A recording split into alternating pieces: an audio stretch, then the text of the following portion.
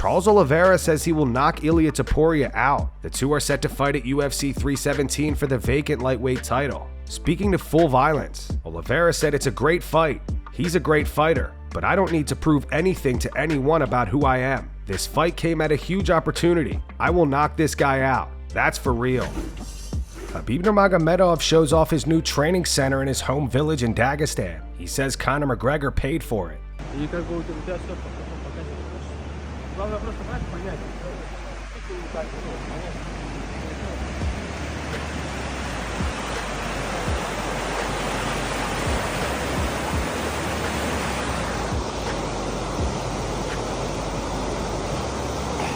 Khabib posted this to his Instagram story. The translation reads, "Once upon a time in America, I participated in the biggest rivalry in martial arts history. I beat the guy who I didn't like, and he paid for it. When I came back home, I invested that into this beautiful land in Dagestan.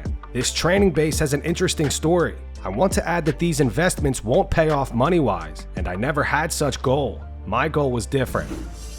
The MMA community is demanding Jon Jones to be stripped of his heavyweight title after some new posts on X. Jon responded to a user asking him how it feels to be retired. He says, "I don't know if I want to call it retired. I feel like I'll always have an ability to pop out and show them. I've had many breaks throughout my career. My identity outside of fighting is well intact. I'm genuinely enjoying life. I'm growing in different ways." This user replied, "Enjoying life is all that matters at the end of the day." Jon said 100%. To read off the top replies to Jon, "Stop holding the belt hostage. Give up your title so that Aspinall can fight for it with someone else. Just vacate, old man. Queso, strip him. What are they waiting for? And petition to strip this motherfucker." At Dana White, Luke Thomas reposted this. It says, "When George St. Pierre started talking like this, they stripped the belt off him that night." Ariel Helwani says, "Another day, another post from Johnny Meat. At this point, he said it without saying it nearly 1,000,000 times. It's time to move on. Let's get Tom a fight." By the way, if Jon Jones would have retired in November after beating Stipe, none of this would have been a thing. Tom Aspinall recently stated that it's difficult mentally waiting around for this Jon Jones fight. On Demetrious Johnson's podcast, he said it was obviously devastating to get injured in front of everybody and stuff. But anyway, it was a tough time for me. Came back, took me a year with the rehab, so it was a tough couple of months mentally, but I always had a little goal to work towards. Now I've been almost a year inactive with no prospect of anything apart from weight. So now is actually a little bit more of a tricky time for me mentally than it was then. I constantly had little goals to work towards, whereas now it's like, right, just be ready and we'll let you know. It's kind of difficult mentally. Merab Dvalishvili teases Sean O'Malley in a new skit. The two are set to rematch for the bantamweight title at UFC 316. Merab posted this to his Instagram. He wrote, "You can have your jacket back, but you ain't getting my belt."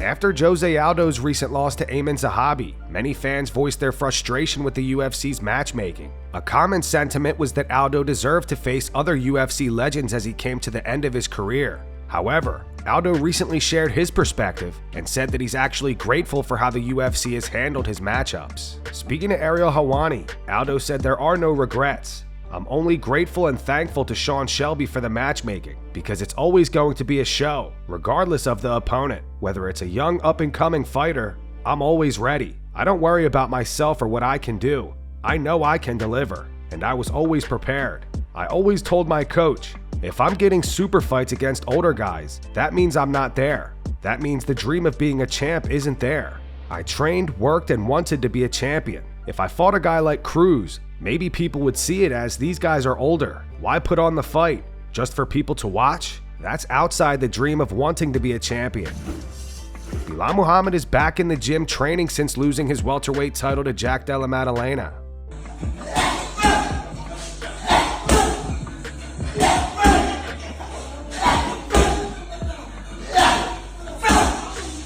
Straight punches. Speed, eso. Renato Moicano thinks Ilia Topuria would beat Islam Makhachev. Moicano thinks Topuria's boxing and grappling would impose a lot of trouble for Islam. I was very disappointed that we didn't get Ilia versus Islam. One last fight, and then he moves up. What did you think? What did you think about it all? Me too. I think I would like to watch Islam and Topuria, and I think And right now, I think Ilia Topuria would beat Islam Makhachev. Wow. I think so. I think so. I think. You think he knocked him out like he did in 145? Man, we know it's very hard to knock Volkanovski out. You know how good Volkanovski show up on his last performance against a very dangerous guy. You know, Volkanovski, he looked on his prime again. He did the 5 rounds, man. And Max Holloway just went to the lightweight division on the beginning of the last year, knocked one of the most dangerous guys on the division, and then got back to 45 and got knocked out by Topuria. So that shows Topuria is, I think he's the real deal. And I think with his grappling and like the way he moves his head and his boxing, I think he would impose a lot of trouble to Islam Makhachev. But now it's just speculation. We're not gonna see that fight anytime soon. So let's see what Charles and Topuria gonna do. Reinier De Ridder believes Dricus Du Plessis could finish Khamzat Chimaev at UFC 319. RDR is trained with both Dricus and Khamzat and believes Dricus has the edge. Speaking to MMA Junkie, he went on to say, I think Dricus will win. Yeah, I don't think Khamzat is going to get him out of there early. And Dricus is a motherfucker. He keeps going and he gets better every round.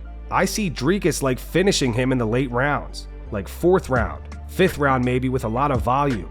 I see Khamzat maybe taking him down in the 1st, 2nd round, getting to his back maybe. I don't know. I think Dricus has a good shot. Robert Whittaker is tired of waiting for John Jones versus Tom Aspinall. Rob suggests Tom should consider moving on to another fight rather than waiting around, and says he doesn't understand how John is still the heavyweight champion. Honestly, who cares now? Yeah, true. Yeah. Like, I'm done. I'm done with waiting. It's like, yeah, it's like Elder Scrolls 6, dude. It's just like, you know what I mean? Just, you gotta have to play something else, man. Yeah, yeah. Like, I'm done. And honestly, everyone nagging him and poking at him and trying to get clips and stuff is worse for me. Like, they're like, yeah, it's way worse for me. It's just, I'm done with that too. I'm just done. I think. I get it. I don't know how Jones still holds the title, honestly. Like, I know I mentioned when we first started speaking about this many moons ago, how I was like, no one's stripping Jones. You can't do that to him. But mate, come on, you're taking the piss now. you're taking the piss now. I was like, but let alone just, I don't know, how long's it been since Tom's fought last? Man, almost a year. Almost a year. It's actually just insane. Fighting. I want him to fight Volkov. Yoel Romero and Jorge Masvidal are currently at the ALF Reality House, assisting John Jones coach against Nate Diaz. Yoel posted footage of himself taking an ice bath, and fans were quick to point out that he is still in incredible shape at 48 years old.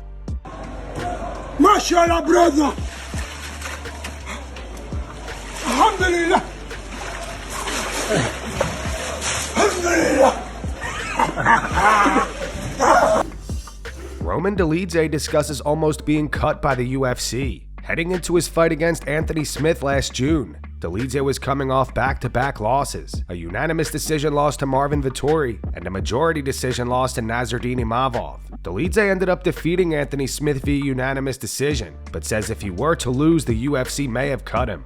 Probably if I would lose, the UFC would say bye-bye, Roman. You were taking those fights that you feel, Robert should be taking with you. Now it's your turn to get someone to, give you the same opportunity because you've done it for long enough. It was very dangerous also when I took the Smith's fight because I had 2 in a row loss and it was different division. Smith was from win over the very good guy. For me, I landed in Vegas 5 days before fight. Jet lag, all this stuff. And it was very dangerous for me because probably if I would lose, the UFC would say bye-bye, Roman. I need to take these risks just to prove, listen, I'm capable to do anything, but what makes sense. I couldn't choose nothing because I was in 2 fights losing streak. I will fight anybody, no problem, I will prove.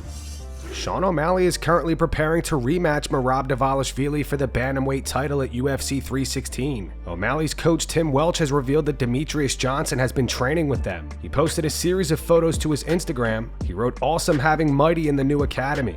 Mighty Mouse left a comment saying it was a great time. Thank you for the hospitality and holding pads for me. Daniel Cormier pushed back on Chael Sonnen's recent comments about Islam Makhachev. Chael had claimed that Islam moving up to welterweight to challenge Jack Della Maddalena for the title isn't an act of courage, but rather a sign of cowardice. DC strongly disagrees and broke down why he believes Chael's take misses the mark. Here's where I disagree with Chael. He had been having his eyes on 170. This isn't something new that Makhachev was talking about. And how about the fact that people constantly call Islam, they called me, or anyone that cuts weight bullies. What about now that he's going up and he's going to fight in a weight class that most of you say is more suited for his size? How is that not doing exactly what people have called for years? Well, he's so good only because he cuts so much weight. If he weighs that much, he should do well against those people that are much smaller than him. How about now? And Jack Della Maddalena is as tough as anyone in the UFC. He's an amazing fighter. So not only are you going up to fight at a weight class more suited for you in the eyes of the people that ingest this thing, but you're also going up to fight a guy that just beat a person that you said, I don't really want to fight him. We share management, we're friends. He just beat that person. He beat that person convincingly also. A person that also shares the same type of wrestling ability or same type of skill set as you do. How's that not courageous? That's where I disagree with my boy Chael. Some new training footage of Islam Makhachev has surfaced on social media ahead of his move to the welterweight division. Many fans were quick to point out that Islam already looks bigger. Let me know what you guys think in the comments.